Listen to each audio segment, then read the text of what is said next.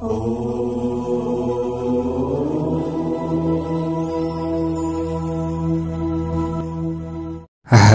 ओम स्वस्ति श्री गणेशाय नमः। ओम नमो भगवते वासुदेवाय। संचिन्तयेद् भगवतः शरणारविन्दं वज्राङ्कुशध्वज सरोरुहलाञ्छनाढ्यम् उत्तुङ्गरक्तविलसन्नखचक्रवाल ज्योत्स्नाभिराहतमहद् हृदयान्धकारम्। कृष्णाय वासुदेवाय हरये परमात्मने प्रणतक्लेशनाशाय गोविन्दाय नमो नमः। ओंकारं बिन्दुसंयुक्तं नित्यं ध्यायन्ति योगिनः कामदं मोक्षदं चैव ओंकाराय नमो नमः।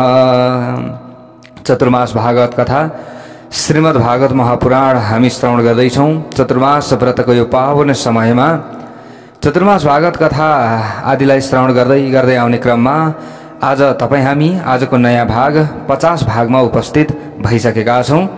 आजको नयाँ भागको प्रतीक्षामा रहनुभएका सम्पूर्ण भगवानका प्यारा प्यारा भक्त सज्जनवृन्दहरूमा सर्वप्रथम म टिका पौडेलको तर्फबाट जय श्री हरि, जय श्री राधे, जय श्री कृष्णको न्यानो अभिवादन टक्र्याउन चाहन्छु। सबैको दिन मङ्गलमय बनोस्, सुखमय बनोस्, शान्तिमय बनोस्, यही कामना हामीले गरिराखेका छौँ र गरिरहन्छौँ। प्यारा भक्त भागवतहरू, हामीले जड भरतजीको यहाँनिर चरित्रलाई श्रवण गर्दैछौँ। भरतजी जो अगाडिको जन्ममा उहाँ राजा हुनुहुन्थ्यो, त्यस पछाडि मृग बन्नुभयो, त्यस पछाडि फेरि उहाँ ब्राह्मणको छोरा बन्नुभएको छ। अब अहिले पनि उहाँको नाम के छ? भरत नै छ। प्यारा भक्त भागवतहरू, अब पूर्व जन्ममा गरेको त्यो तपस्याका कारणले गर्दा आज पनि उहाँलाई पूर्व जन्मको स्मृति छ कि मैले आफ्नो जीवनलाई सुधार गर्न सकिनँ। एउटा मृगको जुन माया ममा बढेर गयो, एउटा शावक मृग बच्चामा, सानो मृगको बच्चामा मेरो मोह ज्यादा भयो। त्यसै कारणले गर्दा म मृग बनेको थिएँ। अब फेरि अहिले आफ्नो जीवनलाई सुधार गर्नका लागि मनुष्य जीवन पाएको छु। अब चाहिँ मैले यो जीवनलाई खेर जान दिनु हुँदैन। भरतजी हुनुहुन्थ्यो महान तत्त्ववेत्ता, ज्ञानी उहाँ हुनुहुन्छ। तर पिताजीले पढाउन चाहनुहुन्थ्यो, उहाँले कहिले पढ्ने सोच नै गर्नु भएन। अरू त अरू गायत्री मन्त्र समेत उहाँले कहिले पनि आफ्ना पिताजीलाई सुनाउनु नै भएन। सबैले यो के हो, जड हो, यो के हो, मूर्ख हो भन्न थाले। अब सबैले अब भरतको अगाडि जड थपियो, जड भरत उहाँको नाम रह्यो।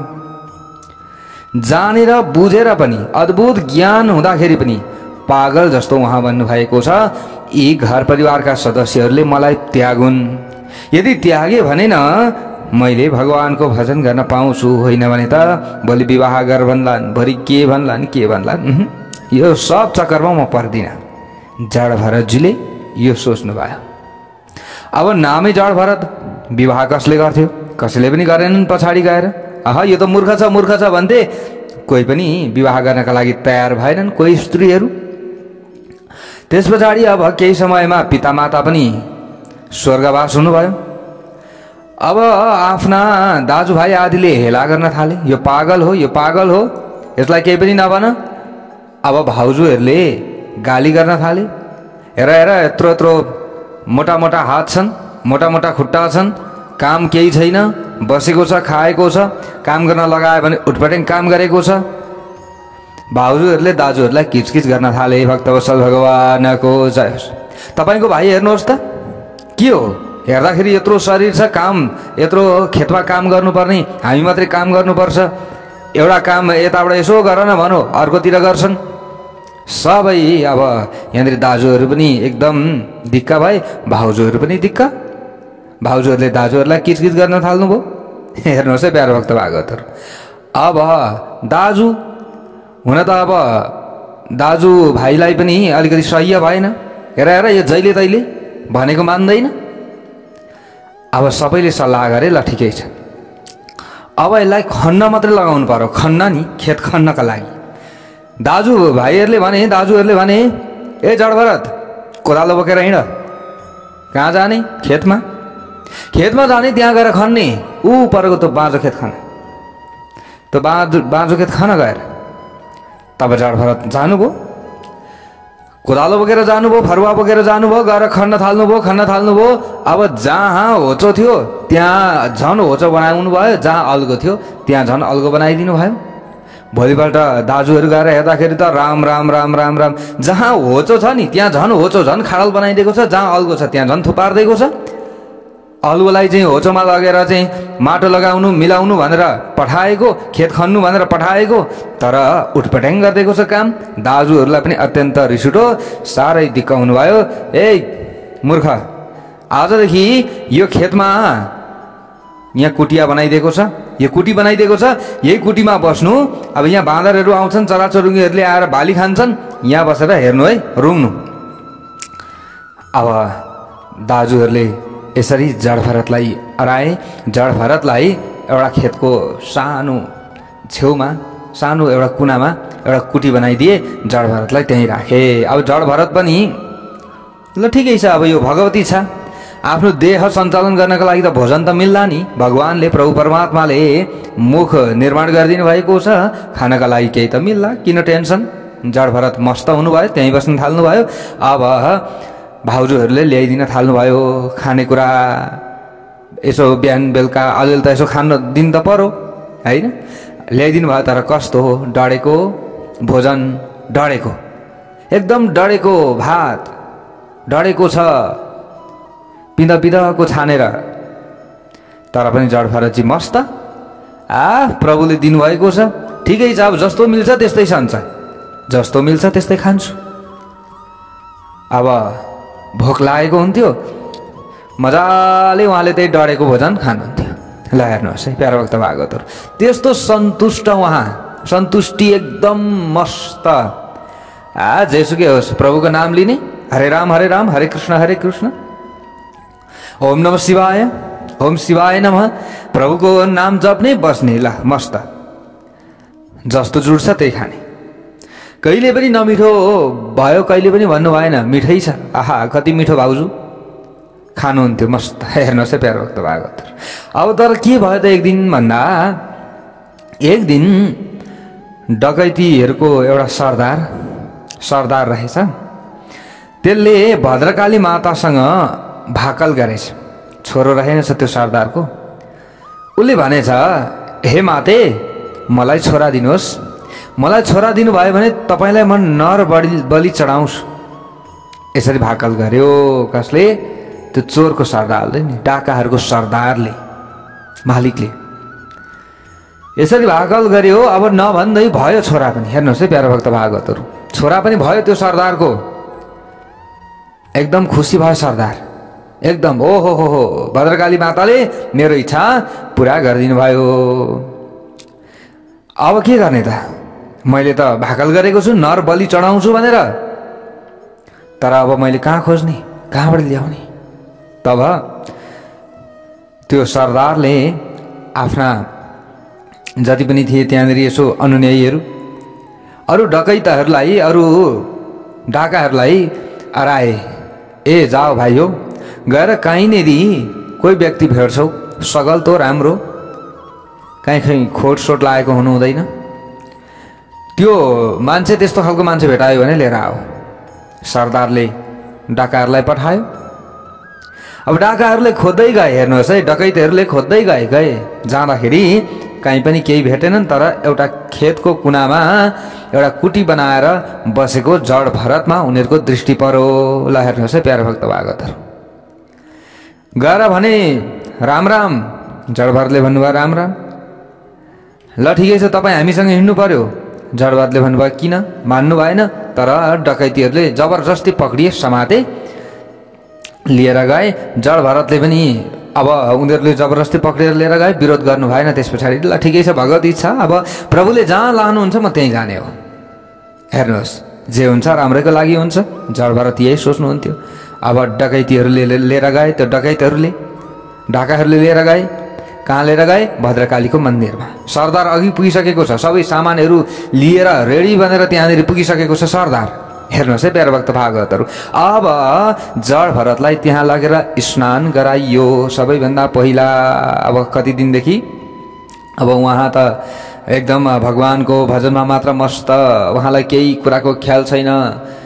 लगेर चाहिँ स्नान गराए। अब यो डाकाहरूले, सरदार पनि अब एकदम मोटो घाटो व्यक्तिलाई देखेर, जड भरतलाई देखेर अत्यन्त प्रसन्न भने। को? सरदार। अब स्नान गराए। स्नान गराएर राम्रो राम्रो वस्त्र, धोती कुर्ताहरू धारण गराए यी डाकाहरूले नि। अनि मिठो मिठो भोजन पनि गराए के, राम्रो राम्रो खानेकुराहरू पनि खुवाए, भोजन पनि गराए। अब मन्दिरमा लिएर गए अगाडि, देवीको मन्दिरमा। हेर्नुहोस् है, ए बाबा देवीलाई दण्डवत गर्नुहोस्। डाकाहरूले भने जड भरतलाई नि। अब हेर्दा अब दारी मुछ पाल्नु भएको छ जड भरतले, दारी जुङ्गा पाल्नु भएको छ। ए बाबा दण्डवत गर्नुहोस् भद्रकालीलाई। अब दण्डवत गर्न थाल्नुभयो जड भरत। तब डाकाहरूको सरदारले, डाकाहरूले तरबार निकाल्न थाले। हेर्नुहोस् है, चोरहरूले नि तरबार निकाल्न थाले। जड भरतले यसो कोल्टे पारेर हेर्नुभयो, अरे तरबार निकालिराखेका छन्। जड भरतले भन्नुभयो, अरे महाशयहरू तपाईँहरूले के गर्दै हुनुहुन्छ? हजुर यो के गर्दै हुनुहुन्छ? तरबार निकाल्दै हुनुहुन्छ त? चोरहरूले भने, ती डाकाहरूले भने, अघि तिमीलाई खुवाएको यो फ्रीको थिएन नि। अघि मिठो मिठो खायो होइन? खाएँ, त्यो खाएको फ्रीमा थिएन। अब त्यसलाई पनि स्वीकार गर्यौ, खानेकुरालाई पनि स्वीकार गर्यो भने अब यो तरबारलाई पनि स्वीकार गर्नुपर्दछ। डाकाहरूले यसरी भने। जड भरतले भन्नुभयो, ल ठिक छ, भगवानको इच्छा। दुनियाँ विचित्र छ।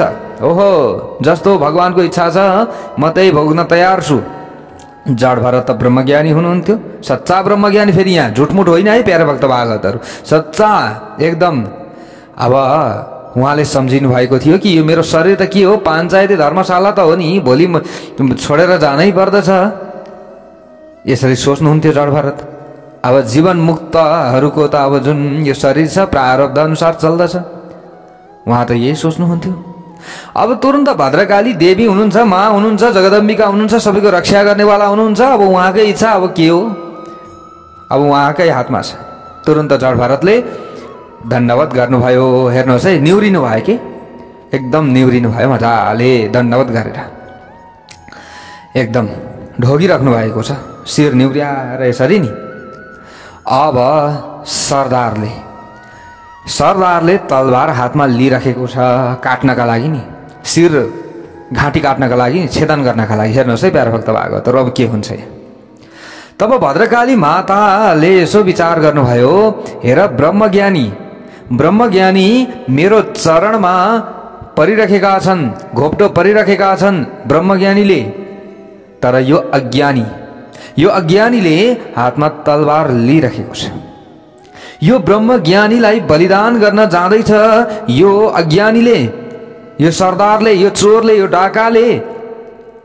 भद्रकाली मातालाई यो लाग्यो, म त सबैको आमा हो नि, म त कसैको पनि बलि लिँदिनँ। तर यसको इच्छा पुरा गरिदिएको थिएँ मैले।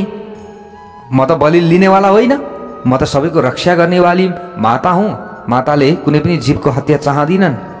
भद्रकाली माताले यो सोच्नुभयो। तब भद्रकाली माताले अब यो सरदारको जुन यो बुद्धि छ, यो बुद्धि ठिक भएन। अब यसलाई मैले सुधार गर्नुपर्छ।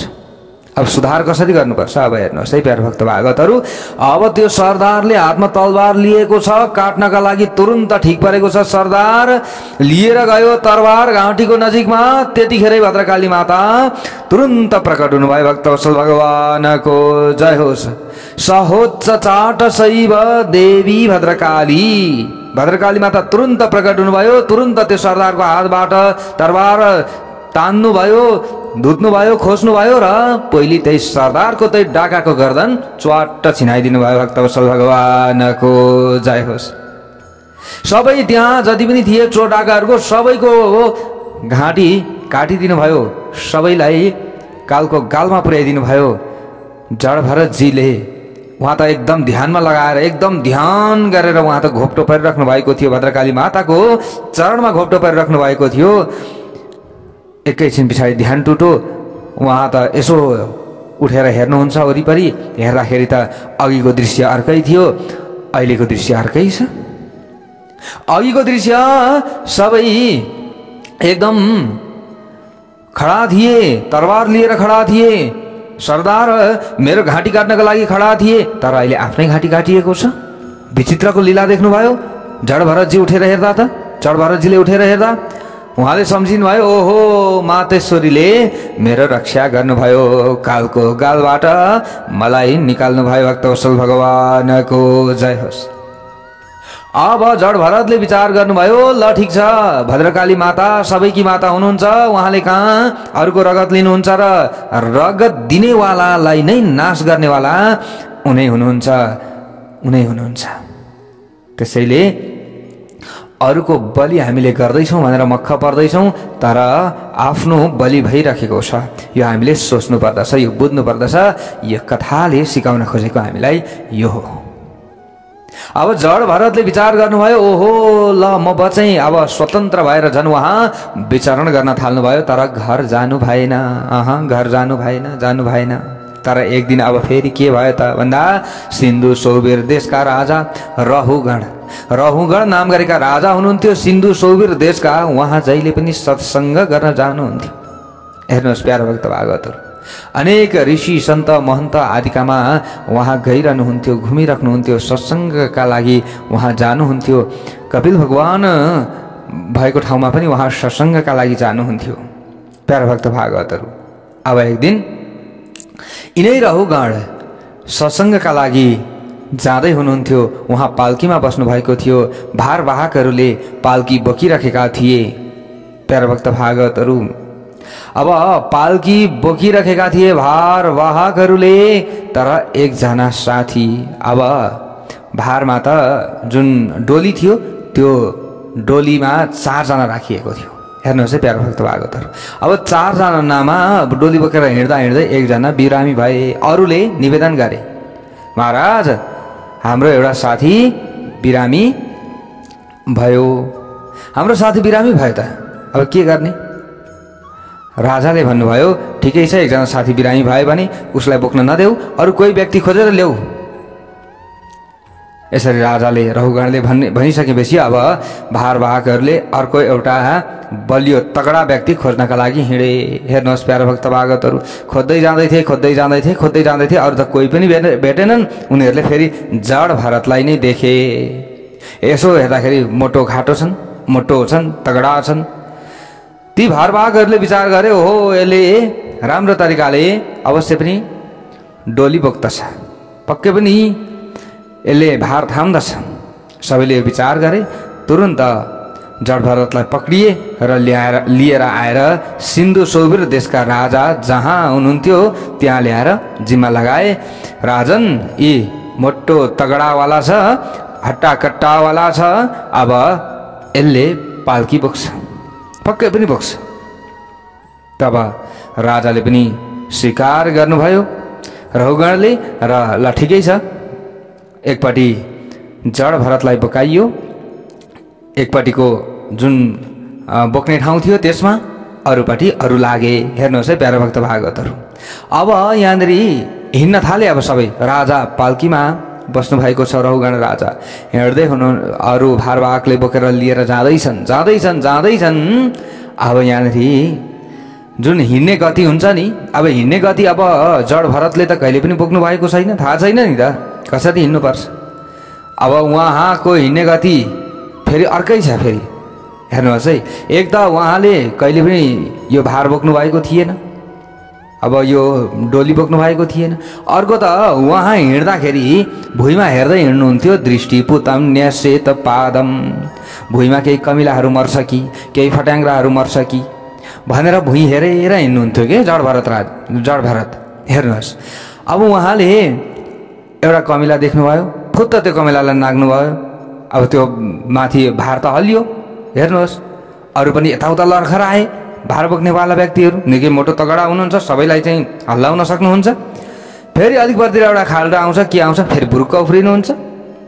हेर्नुहोस् है प्यारो भक्त भागवतहरू, घरि छिटो घरि ढिलो, घरि छिटो घरि ढिलो। अब यहाँ त घच्याक र घुचुक भयो नि त। हेर्नुहोस् है, एकदम घच्याक र घुचुक भइसकेपछि राजाले भारवाहकहरूलाई हप्काए। ए भारवाहको, के गर्दैछौ?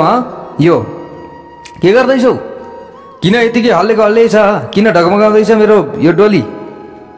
यो मेरो माथिको टाउको ठोकिरहेको छ, माथिको धुरीमा मेरो टाउको ठोकेको ठोकी छ, टाउको फुट्न आँट्यो, के गर्दैछौ? हे बुढा र सात्वती क्रमत किमिति विषम मुह्यते या नमिति। ठिकसँग भार बोक्न आउँदैन, पाल्की बोक्न आउँदैन।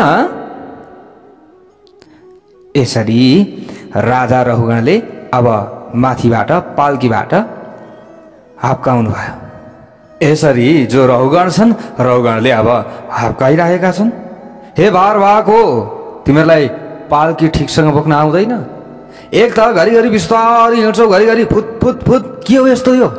यसरी रहुगणले हप्काइसकेपछि अरू अरूले हात जोडेर बिन्ती गरे, हे सरकार, अयम धुनैव नियुक्तोऽपि न द्रुतं व्रजति।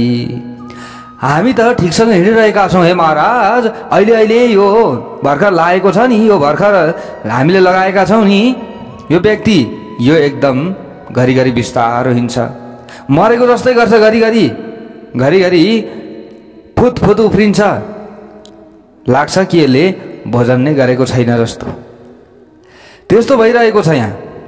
यसरी भारवाहकहरूले निवेदन गरे। तब रहुगणले राजाले यसो पाल्कीबाट तल निहालेर हेरे। हेर्नुहोस् है प्यारो भक्त भागवतहरू, अब हेर्दाखेरि जड भरतको शरीर त एकदम हृष्टपुष्ट थियो। हृष्टपुष्ट शरीर देखे रहुगणले हृष्टपुष्ट रहुगणको जो जड भरतको शरीर देखिसकेपछि अब व्यङ्गको बाण चलाउन थाले। ओहो, हेर हेर हेर हेर हेर, बिचारा कति दुब्लो पातलो, बिचारा साह्रै दुब्लो पातलो छ यो, साह्रै हड्डी पनि साह्रै मसिना जस्ता छन्। अब म यत्रो ठुलो मान्छे, मलाई बोक्दाखेरि यसले थामेन होला नि, यो पाल्कीको भारले नथामेको होला नि। यसरी व्यङ्गको बाण चलाए रहुगणले। हेर्नुहोस् है प्यारो भक्त भागवतहरू, अब तिमीहरू त भर्खर लागेका छौ, यो बिचारा अस्तिदेखि लागेको हो नि त, त्यही भएर यसलाई आउँदैन। यसरी व्यङ्गको बाण चलाउन थाले। त्यसैले हेर बिचारा, यसलाई धेरै ठुलो कष्ट भइरहेको छ। अहो कष्टम भ्रातर व्यक्त मुरु परिश्रान्तो दीर्घ मध्वन मेक। यसरी रहुगणले व्यङ्गको बाण चलाइसकेपछि जड भरतजीले सम्झनु भयो र पनि उहाँले त सुन्दै हुनुहुन्छ, तर पनि उहाँ चुपचाप लागिराख्नु भएको छ। फेरि अब उहाँ फेरि उही हो गति त हिँड्ने। काहीँ यसो कमिलाहरू देख्नुभयो भने फुत्त उफ्रिनुहुन्छ। फुत्त उफ्रिँदाखेरि राजाको टाउको माथि धुरीमा ठोकिन्छ ठक्क गरेर। अब फेरि त्यस्तै भयो। जब फेरि त्यस्तै भयो, त्यस पछाडि त रहुगणलाई यति क्रोध आयो, प्रमत्तस्य च ते करोमि चिकित्साम दण्ड पाणिरिव। ए मतवाला, के मदिरा खाएको छस् कि के हो? जानी जानी नाटक गर्दैछस् कि जानी तैँले नाटक गरेर भारमुक्त गरिदिन्छन् राजाले भनेर सोचेको छस् कि के हो? म जान्दछु कि यस्तालाई कसरी तह लगाउनु पर्दछ। म त्यो दण्ड दिन्छु तँलाई। अब फेरि यस्तो गरिस् भने त्यो दण्ड, जुन दण्ड यमराजले पापीहरूलाई शुद्ध गर्दाखेरि दिन्छन्, पापीहरूलाई शुद्ध गर्नका लागि यमराजले जसरी धुन्छन्, धुलाइ गर्छन्, त्यसरी नै तँलाई म दण्ड दिन्छु। यसरी रहुगणले जड भरतलाई हप्काएपछि अब जड भरतजीलाई लाग्यो कि अब पनि मैले बोलिनँ भने अब यी त बोलेको गर्छन्, यी राजा त अब मैले बोल्नै पर्दछ। आजसम्म त मैले केही पनि बोलेको छैन। र म बोल्नेवाला पनि थिइनँ। तर मलाई त केही फरक पर्दैन, यसले जेसुकै बोले तापनि मलाई केही फरक पर्दैन। चाहे दुब्लो भने पनि, पातलो भने पनि, मोटो भने पनि, जे भने पनि, शक्तिमान भने तापनि अथवा मलाई दण्डै दिए तापनि केही फरक पर्नेवाला त मलाई छैन। तर मेरो अपमान गर्ने, म त ब्राह्मण कुलको हो, मेरो अपमान गर्ने यी राजा पक्कै पनि नरकमा जान्छन्, किनभने यी क्षत्रिय छन्, पक्कै नरकमा जान्छन्। फेरि अब नरकमा जान पनि दिन भएन, किनभने म ब्राह्मण हुँ। आजसम्म जड भरतजीले केही पनि बोल्नु भएको थिएन, तर आज जड भरतजी बोलिदिनु भयो रहुगणको कल्याण नै हुने गरी। हेर्नुहोस् है प्यारा भक्त भागवतहरू, सन्तहरू नि छिटो बोल्दैनन् के, छिटो उत्तर पनि दिँदैनन्। सन्तहरूले सोचेर अलिकति विचार गरेर गम्भीर तरिकाले मात्र बोल्छन्। सन्तहरू प्यातर प्यातर प्यातर बोले भने त्यो राम्रो हुँदैन। हेर्नुहोस् प्यारा भक्त भागवतहरू, जब सन्तको कृपामयी बाणी प्रकट हुन्छ नि, तब निश्चित जीवको कल्याण हुन्छ, अवश्य हुन्छ। आज सन्त अब यहाँ बोल्ने प्रयत्न गर्दै हुनुहुन्छ। सन्त तब बोल्नुहुन्छ जब सन्तलाई उचित पात्र फेला पर्दछ। उचित पात्र फेला नपरिन्जेलसम्म आफूसँग भएको त्यो अमृत रूपी ज्ञानलाई सन्तले उचित पात्रमा पस्कनुहुन्न। उचित पात्र भेटाएपछि मात्र आफ्नो अमृत रूपी ज्ञानलाई उचित पात्रमा सन्तहरूले पस्कनुहुन्छ। आज सम्झिनुभयो जड भरतजीले कि रहुगण उचित पात्र छ। सन्तहरूमा श्रद्धा पनि राख्दछन्। यी रहुगणले सत्सङ्गमा पनि जान्छन्, सत्सङ्गकै लागि हिँडिरहेका छन्। यिनीहरूको कुरा सुन्दा मलाई त्यस्तै लागिरहेको छ। तर थोरै थोरै यिनमा रजोगुण भरिएको छ। राजा हुन्, फेरि रजोगुण त भरिनु पर्यो, तर ज्यादा अभिमानी बने। अब यो राजसी स्वभावलाई, यो अहङ्कारलाई निकाल्न पाए यिनी अझ योग्य पात्र बन्दथे। जड भरतजीलाई यो लाग्यो। हेर्नुहोस् है, उहाँले सोच्दै हुनुहुन्छ, त्यो पाल्की बोकेर सोच्दै हुनुहुन्छ। अब उहाँले विचार गर्नुभयो, मैले केही पनि बोलिनँ अब भने मेरो अपमान गर्दै राखे, यिनले गरिराखे, मेरो अपमान गरिराखे जतिखेरै भने यिनी पक्कै पनि नरकमा जान्छन्। अब यी नरकमा गए भने सन्तको बदनामी हुन्छ। सबैले भन्छन्, लु हेर त, जहिले तहिले सत्सङ्ग सुन्नेवाला थिए यी रहुगण, सन्तहरूलाई श्रद्धा पनि, सन्तहरूको पूजा पनि गर्थे, सन्तहरूमाथि श्रद्धा पनि गर्थे नित्य। तर यस्ता व्यक्ति पनि आज नरकमा जानु पर्यो। भोलि लोकले के भन्लान्? यसरी गीत गाउँछन् भोलि फेरि। त्यसैले अब मैले बोल्नु पर्दछ। जड भरतजीले यसरी विचार गर्नुभयो। त्यसैले पनि जड भरतजीले बोल्ने यहाँनिर विचार गर्नुभएको हो। प्यारा भक्त भागवतहरू, अब जानेर अथवा अनजानमा नै सही कि मेरो काँधमा त अब रहुगण बसेका छन्। जो सन्तहरूको काँधमा जो चेलाहरू बसेका छन्, अब सन्तहरूले आफ्नो काँधमा भार लिएका छन् आफ्ना यजमानको उद्धारका लागि अथवा आफ्ना भक्तहरूको उद्धारका लागि भने अब ती भक्तहरू नरकमा परे भने त सन्तको बदनामी हुन्छ। जड भरतजीले सोच्नु भएको यही हो। त्यसैले सन्तहरूले आफ्ना भक्तहरूलाई काँधमा राख्नु भएको छ भने सन्तहरूको जिम्मेवारी पनि हुन्छ कि भक्तहरूलाई उद्धार गर्ने। भक्तवत्सल भगवानको जय होस्। त्यसैले अब जड भरतजीले बोल्नुभयो यहाँ, त्वयोदितं व्यक्त मपि प्रलब्धं भरतु समेस्याद्यति वीरभारः गन्तुर्यदि स्यादधिगम्य मध्वा पिबेतिरासौ न विदाम प्रवादः। बोल्नुभयो, उहाँले भन्नुभयो, अरे राजन, तपाईँले मलाई के दण्ड दिनुहुन्छ? के दण्ड दिने कुरा गर्दै हुनुहुन्छ तपाईँले मलाई? र तपाईँले मलाई कस्तो दण्ड दिनुहुन्छ? म न दुब्लो छु न पातलो छु, न म मोटो छु न म एकदम दुब्लो छु, न म मर्छु न जन्मिन्छु। न तपाईले मलाई दण्ड दिँदा मैले दण्ड पाउने हो, यो हुन सक्दैन। यो सब देहको धर्म हो। म आत्मालाई त केही फरक पर्दैन। द्वन्द्व घटित हुँदैन आत्मामा। सुख दुःख, लाभ हानि, जय पराजय, यो केही पनि हुँदैन। जायते अस्ति विपरिणामते वर्धते अपक्षीयते विनश्यति। त्यसैले यो शरीरको क्रिया हो, यो शरीर आफै बढ्छ, आफै बुढो हुन्छ, आफै जान्छ, यो आत्मालाई केही फरक पर्दैन। हे राजन, तपाईँले मलाई के दण्ड दिनुहुन्छ? यसरी जड भरतजीले यो शब्द बोल्ने बित्तिकै रहुगण आश्चर्यचकित भए। हेर्नुहोस् है प्यारो भक्त भागवतहरू, सोच्न थाले, अरे मैले त यो भारवाहकलाई पागल बाबा सम्झिएको थिएँ, उटपट्याङ कुरा मैले यसलाई बोलेको थिएँ, तर सिद्ध महात्माको जस्तो वचन निक्लिँदैछ यहाँ। यस्तो कुरा त म सत्सङ्गमा जाँदा सुन्थेँ। यिनको बाणीमा त वेदान्तको भाषा झल्किरहेको छ। के हो त यो? आश्चर्यचकित कुरा छ त यो त। फेरि मजाले हेरे माथिबाट नि रहुगणले पाल्कीबाट मजाले दृष्टि तल लगाउनु भयो।